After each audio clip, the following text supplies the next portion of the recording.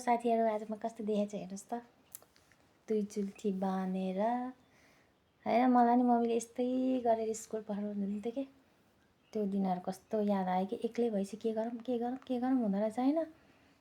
अनि आज चाहिँ यसो दुई चुल्ठी बाँधेर पुरानो सम्झनाहरू होइन याद गरेर यस्तो बाँधेको नि।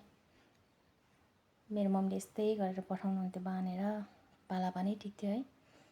यो चाहियो, यो खान मन लाग्यो, त्यो किनिदिनु भन्दाखेरि नि मम्मीले सबै पुरा गरिदिनुहुन्थ्यो, मम्मी र बुवाले होइन। आज त्यो दिनहरू धेरै सम्झिन्छु कि मेरो बच्चालाई पनि यस्तै गरेर बनाउँथेँ कि मैले मेरो छोरीलाई।